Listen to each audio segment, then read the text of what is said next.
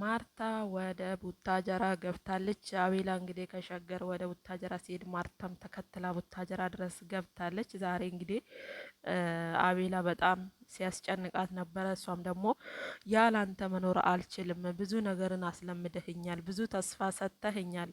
በዚች በአጭር ጊዜ ውስጥ ከሁለት አመትና ከዛ በላይ ከአብረው ከሚቆዩ ሰዎች በላይ ለእኔ በዚች አጭር ጊዜ ውስጥ ብዙ ነገሮችን ብዙ ፍቅርን ሰጥተህኛል እና ያንን ጊዜ መርሳት አልችልም።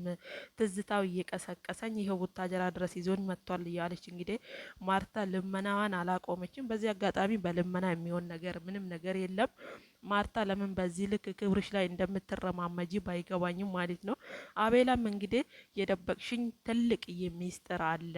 እኔ አንቺን የማቅሽ በእህትሽ በኩል ነው፣ በእህትሽ በሄርሜላ በኩል ነው። አንቺ እኔን ስትቀርብኝ ራስሽን ሆነሽ ሳይሆን ራስሽን ደብቀሽ ነው እኔን የቀረብሽኝና ያንን ማንነትሽን ደግሞ ከዛ በኋላ ስሰማ አሁን ላይ አንቺ እንደ ደበቅሽኝ ሁሉን ነገር ሰምቻለሁ። ያን ነገር ደግሞ በግልጽ ስትነግሪኝ እኔና አንቺ አብረን መቀጠል እንችላለን እያላት ነው። እሷ ደግሞ ምንም የደበቅኩት ነገር የለም፣ ግልጽ አድርገህ ንገረኝ፣ እኔ ከአንተ ምንም የተደበቀ ነገር የለም እያለችው ነው። አቤላ ደግሞ ትልቅዬ ሚስጥር አለ እያለ ነው። እንግዲህ አፍርጠዋ ሚስጥሩን ታዲያ ምን ችግር አለው? ወይ ልጅ ሊሆን ይችላል አይደል እንዴ? ከዛ የዘለለ ምን ሊሆን ይችላል? ጋይዝ ልጅም ከሆነ ልጅ አለሽ ብለ ከነ ማስረጃው በቃ አሳውቃትና ልጅቷን ማርፋ ትቀመጥ።